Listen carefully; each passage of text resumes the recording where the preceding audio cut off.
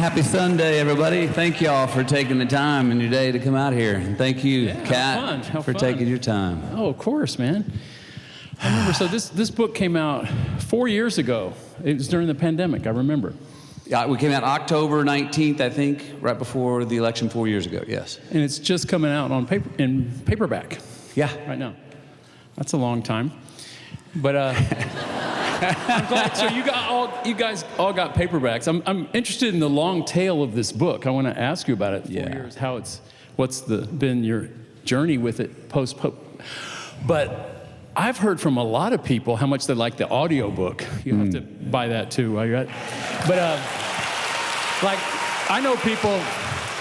You know, it's one thing to read a book every year, but it's easier to listen to a book once a year. And I know a lot of people who just kind of, for whatever reason, have listened to your book like 4 or 5 times as some kind of, I don't know, I get it.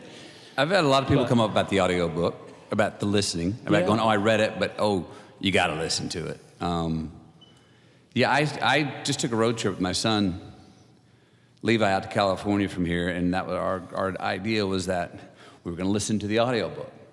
It's a 23-hour trip. That should be enough time, right? We made it, I don't know, I think we've got 2.5 hours in, and we still haven't finished. But is that weird to hear yourself? Must be weird to hear. I was enjoying it. I think I was enjoying it more than he was. And because it's a book, I don't know what the age thing. My son's 16. I was like, this is the sweet spot. I'm not sure if I'm a little tardy with it or early for him, but he didn't. Until we got back out the next morning, he wasn't like, oh, let's put it right back in. But a lot of people have enjoyed, I think, me telling of the stories. And I had such a good time. I always tell this story. We were supposed to have 4 days set aside for that recording. And they said, that's how long it's going to take, usually, to read a book of this length. And I was like, I don't think so. I know these stories. And I, laid it down in about 8 hours. Wow. All of them kind of one read through. I got hung up on the accent of Johann and Rosenheim. If you listen to the book, he's German. I somehow make him sound a little French. Yeah. And I was stuck on that, and I was like, well, no one will know, so just keep it sounding like that. So it's a little firm and French-German. But I had a wonderful time telling the stories. Yeah, well, let's go blank slate. Let's go back to the beginning, you know. When did it you wanted to express yourself in this way, to write a book? You know, an actor's life is, you're representing people. You bring yourself to every role, but it's a role. You're playing someone else. Yeah. When did it hit you like, I have something to communicate through my own life, through my own thought, and personal. When was that? So probably when I was around 40, which would be 15 years ago, I had a hunch that I had some themes to successes and failures in my life, some themes and habits that I felt were working, that I had been chronicling. I've been keeping a journal since I was 10 or 12. And I remember I had an assistant at that time, Mark Gustavus, who I was like, hey, will you go through these journals and start just like logging stuff? I was afraid to look at them. Yeah. In the same way that it can be hard to hear myself back, I didn't want to go back and like read where I was. I was afraid of the embarrassment, and I also didn't have the confidence of owning up to whether it was worth something, but I thought it might be. Yeah. He logged a lot of things. I never looked at it. Then I come around 50 years old, and that treasure chest full of journals is growing and overflowing, and I then get the bright idea of going to Camilla, my wife, and saying, hey, that treasure chest of journals is one of my most prized possessions. When I die, will you mind going through those and seeing if there's something worth sharing? And she met me with a middle finger up. And she goes, no way, you do it. I'm not doing it. And so I think about 4 months later, I found myself loading up the back of the truck and heading out with nothing but those journals to go sit with myself in those journals, nothing but those journals out in a little place in Marfa, and just see what came of it. And the first 10 days were all the reasons that I was scared to do it in the first place. I was embarrassed. I had shame. It was not fun to go back. And then at about day 10 or 12, which always seems to be around the time, even on trips on my own, that kind of like you get over a hump. I started to laugh at the things I was embarrassed about and go, well, if you wouldn't have been such a hothead then, you wouldn't have put yourself in the position to step in, you know what, here and learn that lesson and then move forward. Or things that I was ashamed about, I was like, well, we've turned the page on that. I forgive you, or let's change that in our life. And then it became fun. Part of the reason I was doing it and wanted to do it was, besides my wife put me on task on, you do it yourself, I'm not doing it for you, was, I mean, we do this in storytelling and film. There's what we, in film, there's what we, as an actor, I know for me, there's what I want to do, there's what I actually do, there's what gets recorded, and then there's what gets edited. That's 4 filters from the raw expression. And I was like, I want to get rid of those filters. I want to just have there is one filter in the written word, because it's a written word. I think there's 0 filter if it's just a direct performance, but I was wanting to get rid of some of those filters and see if it was something worth sharing. And I started off, first 10 days when I started writing, I was trying to write very impressively. Yeah. And I looked at some things and I was like, wow, that's impressive. And then all of a sudden I was like, yeah, but it's also BS. Yeah. And when I got over that hump of trying to write impressively, it was like, well, why don't you be honest, and maybe that will be impressive instead of trying to write impressively. That took me, I got initiated in that writing process. And then when I got more personal, it became more universal is what I found. Yeah. Yeah, I mean, I remember when you were working on it, I was thinking like, God, I wonder what that's going to be. You know, it's kind of a tough genre if you say like celebrity, famous person, memoir. I mean, hell, a lot of people don't even write their own books. I was glad you were out there digging through journals and writing it. That takes a lot. But I remember reading it, and I was so happy and a little relieved too, just as my friend. I was like, oh, Matthew took us on a journey through his own consciousness. That is how your mind works, the digressions, the beauty, the poetry, all of it is there. The lessons, there's a part of you that wants to kind of impart something, you want to share for a reason, but it must have been kind of cathartic too. Very. The first 50 years of your life kind of contextualized, like you're a seeker, But I'm not good at looking back. I felt, you're always moving forward. So I thought, wow, what part of you felt like this was a personal journey into self, like you were going to learn something about yourself versus here's what percentage I might have something in my life to share that could help a friend, which I hope every reader is. That's what I liked about the book. You felt like you were hanging out with you, right, and picking little what you will take. You're dropping a lot of I think experience and wisdom in there. At first, it was the objective of thinking, I think I might have something to share. After I got into it, and to this day, it was much more become the personal journey of getting reconnected with my past. Just like I said, I'm not one to look over my shoulder. I've never had a great relationship with the past. Even if it was fine, even if it was good, even successes. I've just never had that. Yeah. On to the next. That was it. That was one. Let's do the next one in a row. But finding consistencies, I think in finding out that, I had more questions when I was 12, 13, 14, 18, 20, 25 years old. I have more answers, but the questions are not answered. I'm still working out those riddles. And the things that interested me when I was on my own, trying to figure out life and who I was and who I wasn't, those themes are still, there's like 8 themes. Those are still on my desk today. Do I think I'm maybe a better writer? I have more answers? I have more evolved questions? Yes, but they're the same subjects. That the way I think, as I did when I was 12. So seeing that there was a symmetry there. You're essentially the same man as you were when you were 12, the same young boy then. Still think the same way, still interested, still curious about the same thing, still trying to figure out the same riddle.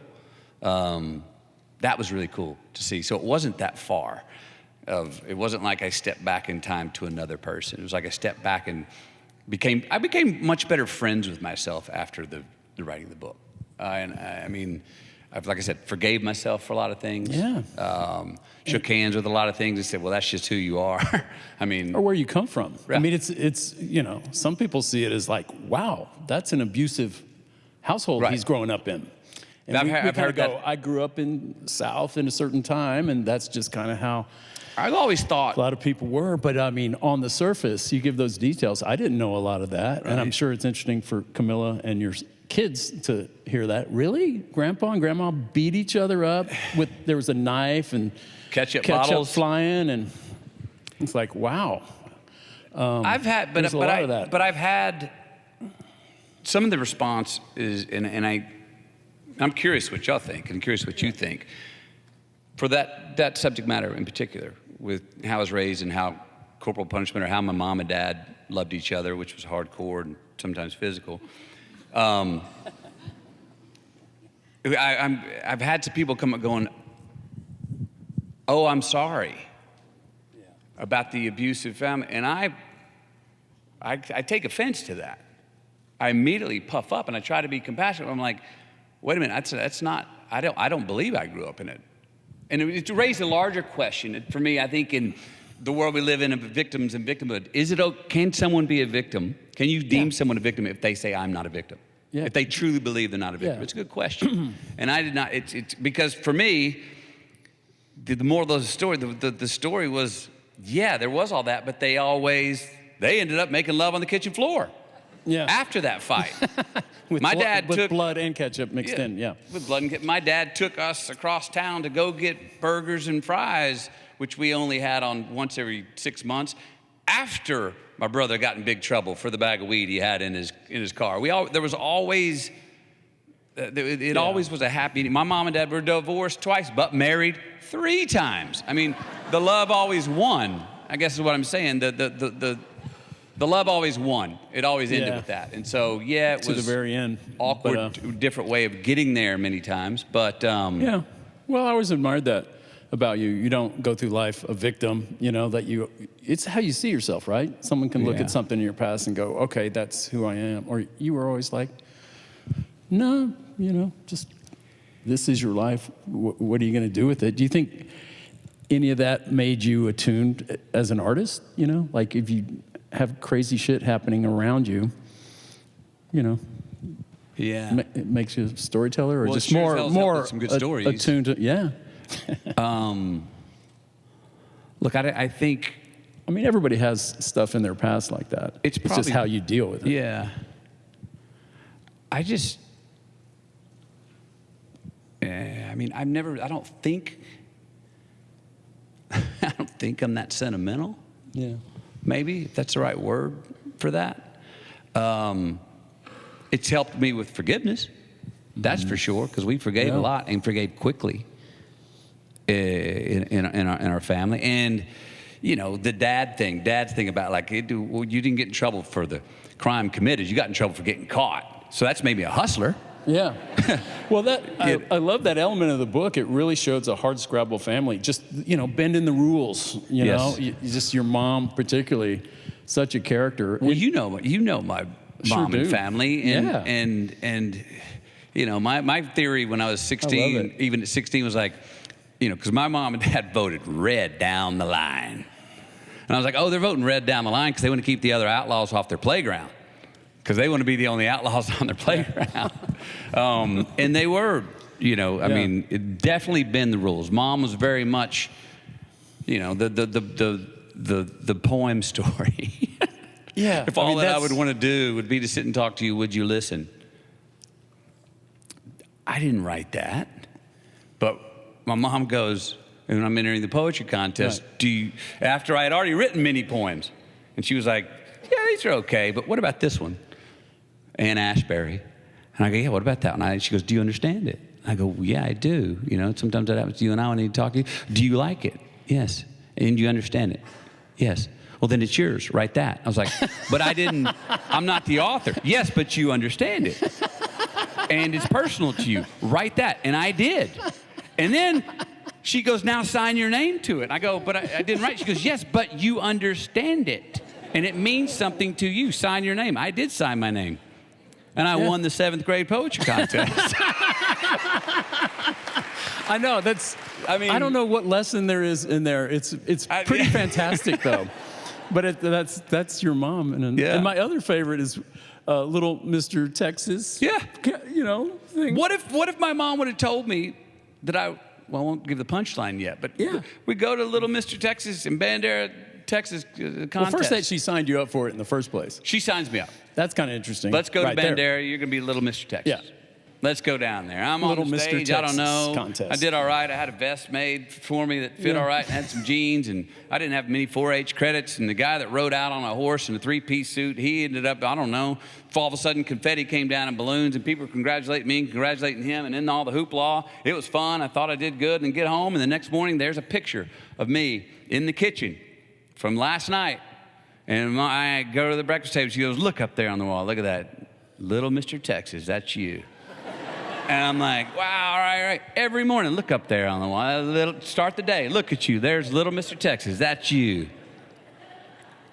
Then I'm writing the book 4 years ago. That was in 1977. All right? Every day, look at you, Little Mr. Texas, right there. Thank Mom, that's me. Yeah. 4 years ago, 2020, I'm writing the book, and I find the picture of me holding the trophy. And I zoom in on the nameplate, the plate on the trophy, and it says, runner up. Now, what if, I don't know. Did she do something? Would I be here right now if I didn't believe I was Little Mr. Texas since 1977? I don't know. If I thought I was runner up, would I think we wouldn't be here. I love K-Mac for and that. you know what she says? I go to her, confront her, I said, Mom, since 1977, you've been telling me I'm Little Mr. Texas, and I was runner up. She goes, yeah, but the guy who won, they were rich and had too much money, and they could afford a 3-piece suit for him. So in my life, we call that cheating. You're Little Mr. Texas.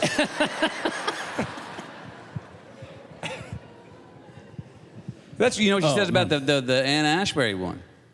About the quote, about the poem. And I said, Mom, they could come back and get me. She was like, how many kids do we have in there? Anyway, she goes, oh, they'll never figure it out, and if they do come after you, F them. Yeah. So that was the logic some of the outlaw logic that we grew up in and around, which, like I said, when I go back, it makes sense to me, a lot more sense that I was being reared to be a performer long before I thought that's what I was doing or thought that's what I might do. Do you think she sensed that in you and not your brothers? Maybe. I mean, my brothers would say she did. They would call me the golden child, the well, one who you're got the away with youngest, more, the youngest or whatever. Yeah. But she did have this, and this is very much for a performer. We weren't allowed to watch TV, and her big thing was, you're not going to sit here and watch somebody do something you could be doing for yourself. Get outside and go do it. And she was always, make us the subject. Go be the subject. Don't be a voyeur. Don't watch. Dude, yeah. And it's awesome. It led to not a childhood of reading much, because it was like, well, I read, go do. And it led to a lot of resilience about, don't be bitching about not having any shoes. I'm going to introduce you to the kid with no feet. Whoa, okay.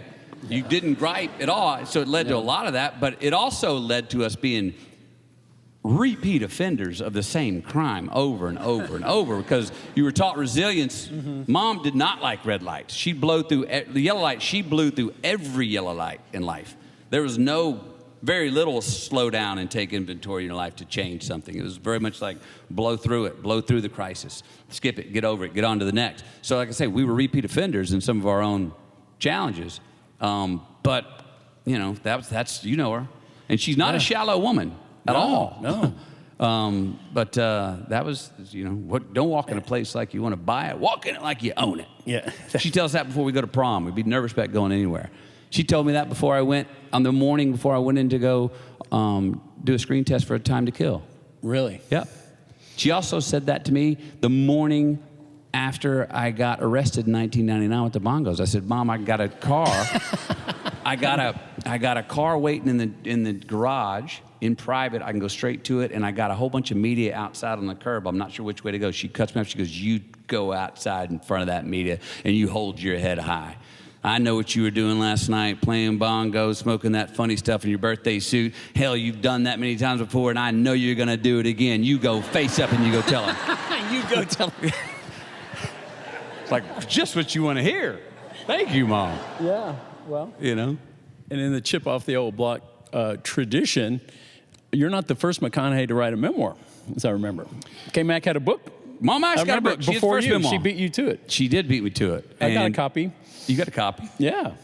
Anyone else have a copy of my mom's memoir? It's called I Amaze Myself. No, I even amaze myself. It wasn't like I even. No, that's sometimes the second one. Oh, okay. No, the title is I Amaze Myself. Yeah. She had that bumper sticker, still does to this day, on her car. I amaze myself. Still to this day, I call her this afternoon, Mom, how you doing? I'm doing great. It's so great to be talking to me, isn't it? Yeah, it is, Mom. She's 92. Awesome. You can't argue with it. Awesome. Yeah. Awesome.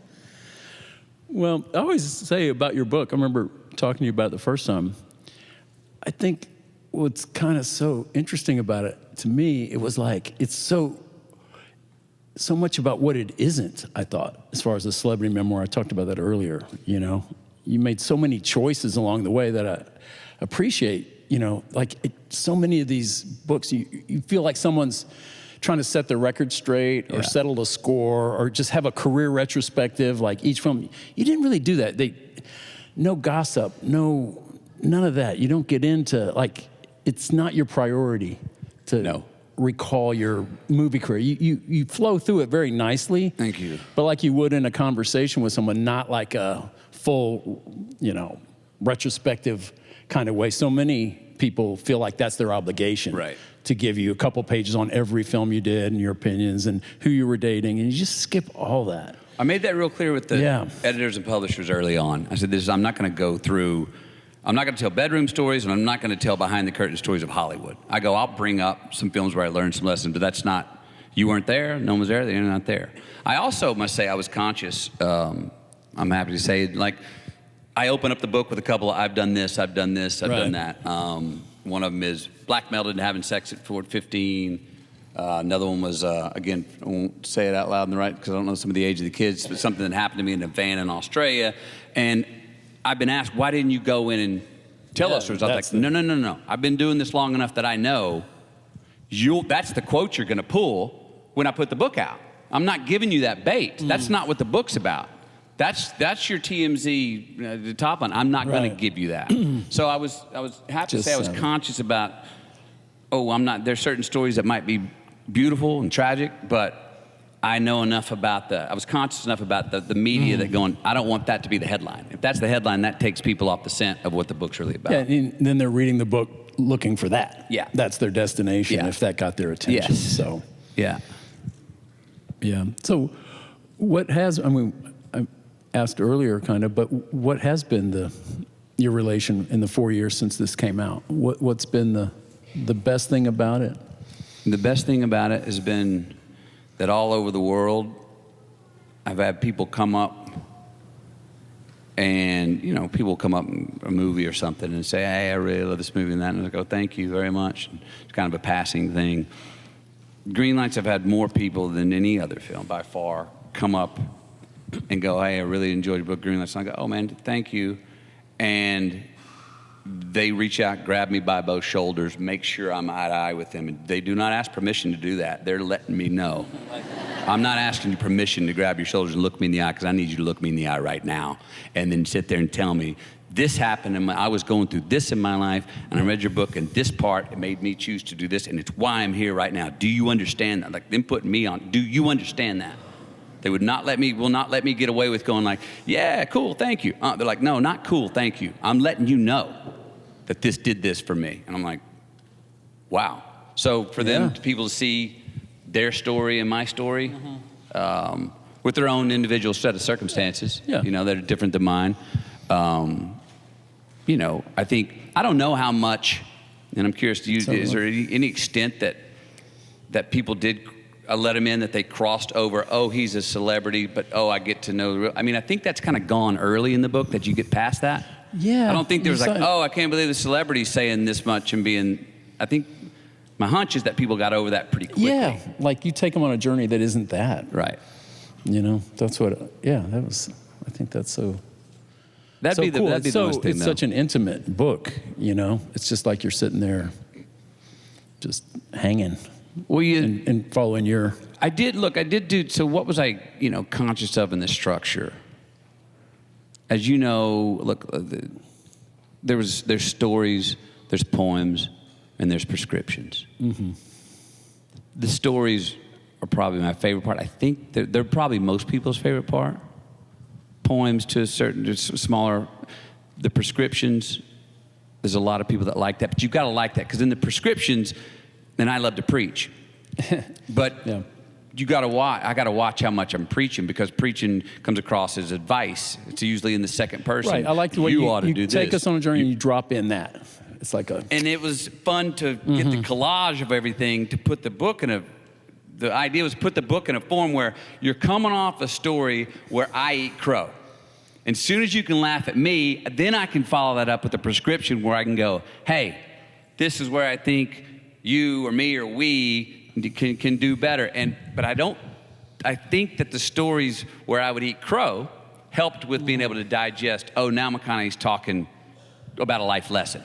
And if it had been the litigation of a life lesson back and forth, I know for me, who doesn't like to be told what to do, I don't think anybody does, it could be, don't tell me, even if it was good advice, I don't think anyone likes to get advice that much. So as placement of those, I think people were able to stomach, and some people, that's their favorite parts of the prescriptions. Yeah, and you're coming at it from a place of, the personal, the hard scrabble, the failures, the disappointments, it's all in there. So you just didn't come across this little piece of advice or knowledge you want to drop on someone just because you're this head in the sky optimist. It's like you kind of came from the ground up. So this is what you've arrived at. I like that. But you do have that slightly preacher, that element. I noticed that a long time ago, 30 years ago, we're working on a movie. There had been some, this is just a little story. Do you remember this? Like, it was Michael Jordan's last year. Some commentator kind of insulted him. He's not a great shooter, or somebody. Miles Simon with Arizona. He's not a great shooter. He's a great scorer. He's a great scorer. And then the Hale Bopp cult tragedy that those guys had chose to exit the world. Remember the quarters in their tennis shoes? Do you remember that? It's 97 we're talking about. And you put these in your own kind of crazy mind. You put those things together. Yeah. And you were thinking about taking out a billboard saying it was like something. You got to shoot to score. Yeah, you got to shoot. Yeah. Because the whole thing was, he's not a great shooter, but he's a great scorer. And we were like, you got to shoot to score. But I just remember we're in a rehearsal, we're working, and you were kind of on this thing, and it kind of went for a day or so. You talking about the billboard, and I was like, "Oh, Matthew, I said, don't do that." But but I was like, I just love the way your mind was working, but you had something you kind of wanted to impart. Well, I think the other one was remember the Dan and Dave O'Brien Olympics? They had to deal with Reebok. Right. Do you remember them? The decathletes from America? Yeah. Reebok had put out a campaign before the Olympics saying who's going to win the gold, Dan or Dave. And I was like, talk about a coup de grace. Don't do that. I think one of them didn't get past the trials. And I was like, you guys are already saying who's going to win the gold between those two? I think the other one won like the silver, the bronze. Anyway, I think that was at that time. Yeah. I mean, Sports metaphor. Redirecting, I don't know how we use our words and approach. I mean, I do love words, and I'm probably more of a prescriptionist on words, and I do. Well, you can pile them up interestingly. That's in the book. I love the writing, just the way you would pile up sentences and certain words and twists and stuff. It was really great. Thank you. I mean, I knew you could write. I didn't know you were that. Did you? Was it a lot of editing? Did you do a lot of rewriting? Did you find, okay, this can be better, and digging through it? Two things. One on the writing. A lot of the, and you know this with work we've done, and just with telling stories in general. If you can get that first line of the story, it just it's like the first line of a song. Yeah, you know, it's and going. so I played each character. When I was writing this, I was playing each character subjectively. But, you know, the chateau days of leather pants and motorcycle chateau, that's a different from the hip. It's got that first line. I remember being in bed for 17 hours before I could get that first line. And once I got the first line, and it had the sling from the hip of the opening verse, opening line, the rest of it just wrote itself. And I found that if I could get the first line to each story, that's the place I was in. Sometimes very academic, other times rock and roll, other times with humor, that the rest of the story would write itself. On the editing process, I did learn this. As I would go back and forth with my editors on stories, obviously when I turned everything into them, I thought what I was turning into them was all gold. And while they liked... Of course. And this is a good thing. I think if you're going to go write, you want to believe... If you're going to turn it in, you better believe it's... I've got a direct line here. I'm talking, you know, I mean, my ego was extremely healthy. And I mean that, to be that obsessed and believe that, you know, to go in and then find out from editors, we don't get this story, don't think it has a place. And me going, how do you not get that? That's one of the most important, here's what I found out. 95% of the time, the ones that they said this doesn't really work, I hadn't written it well enough. I felt why. And so when I would explain to them, they go, well, then write that. Yeah, put that in there because we're not getting... Yeah. And then rewrite it. And they go, now I see how this story must be in there. I was like, I hadn't written it well enough. So the relationship with the editors was great in that way. That the stuff that they would push back on, I would immediately start to go, after I learned my lesson early, they got a point. What am I not doing? What did I not write well enough to get that point across about why I know the story has to be there? And I'd have to go rewrite it. Yeah. Wow, when you were talking about the line that launches you, it sounds like... Launchpad line. But you have that as an actor, too. What's the line? Who's this character? Oh, okay. Boom. You're looking for that one thing. I remember even Wooderson, you're like... You wrote it. One line. He wrote the line with Wooderson. I know who this guy is. That 3 lines turned to 3 weeks of work. He writes the line of Wooderson hanging out in front of the pool hall with Sasha's character. The high school girls walk by. Wooderson checks him out. Sasha's character goes, hey, man, you better cut that out. You're going to end up in jail. And Wooderson says, no, man, that's what I love about those high school girls, man. I get older, they stay the same age. He wrote that, and I read that. I don't know if that's a good thing. But for Wooderson, he writes that line, and I immediately read that, and I go, who is that? Because if that's not a character's attitude, or he's not trying to make a punchline to make his buddy laugh, what if that's a belief, a philosophy?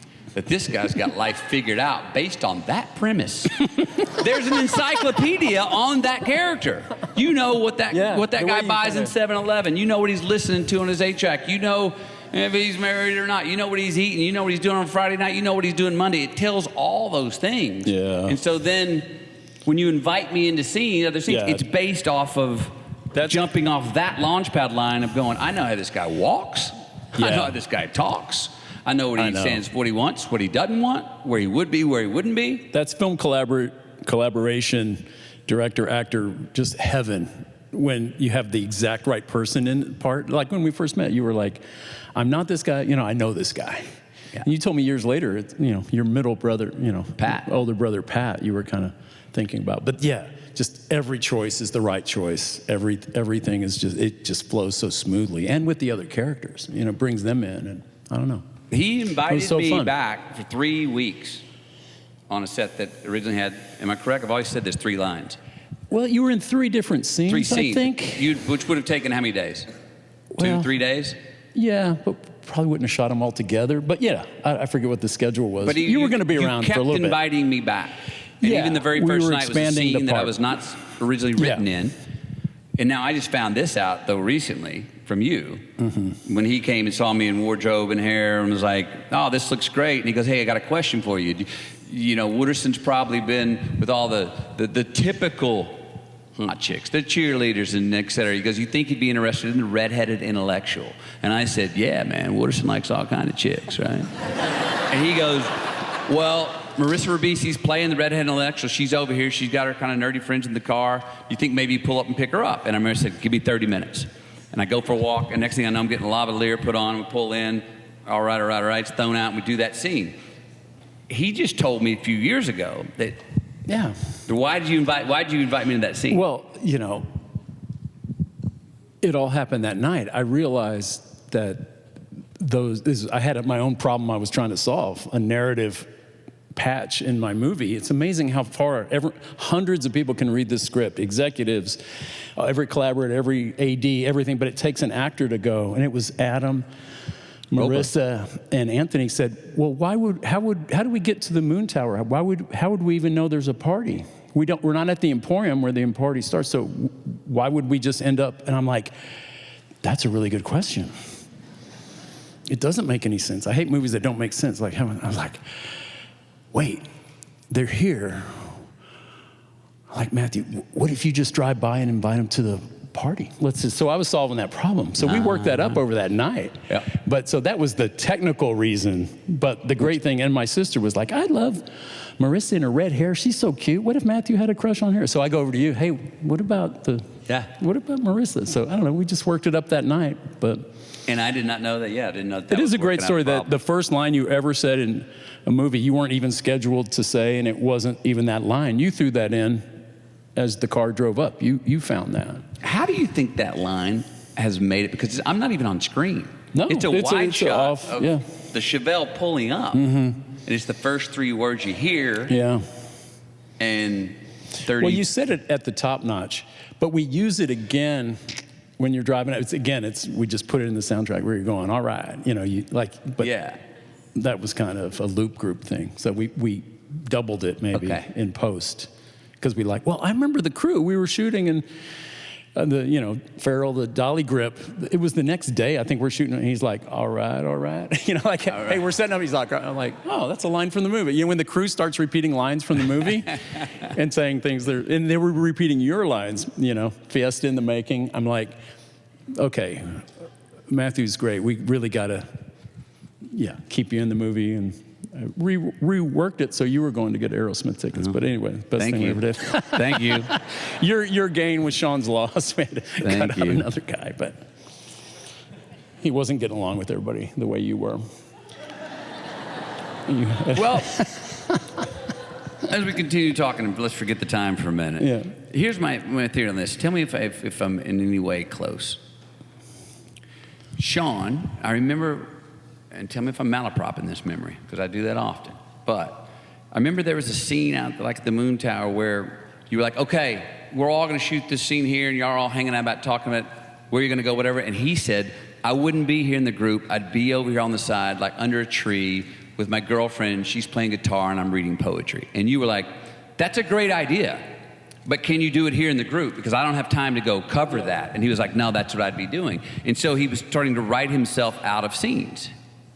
Now, what he was doing, because I ran into him on the street years ago, one late night, and we had a long talk on a curb. Oh.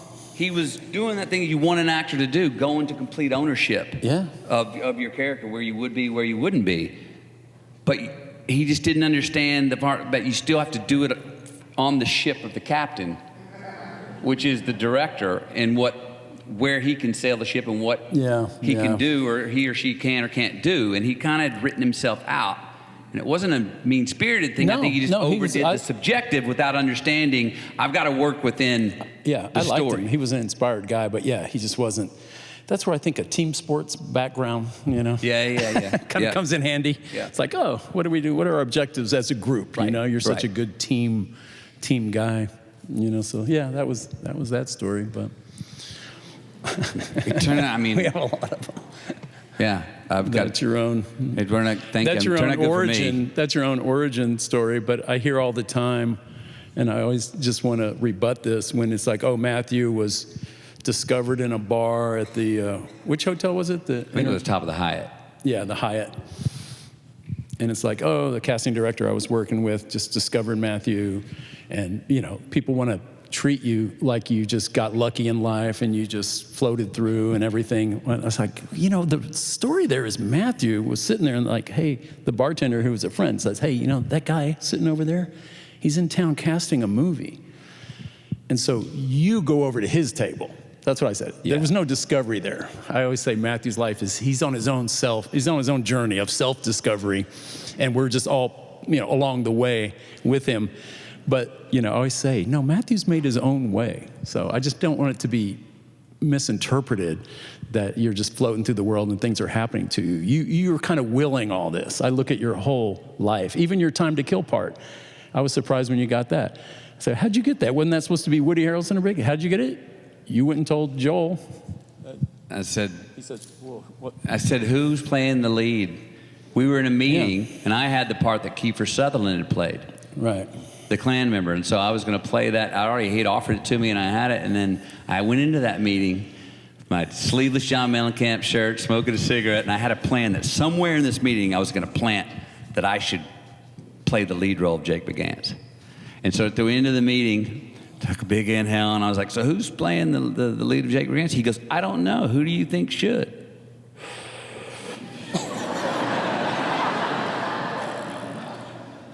I think I should. And he goes, that's a great idea, but it's never going to happen. Well, some other circumstances happened that they had the room to entertain hiring an relatively unknown for the role. They didn't find the other lead. A month and a half later, I get a call. We want to test screen you for the lead role. And did I ever tell you this? Schumacher did it on a Sunday. It was Mother's Day. He did it on Fairfax, not at a studio.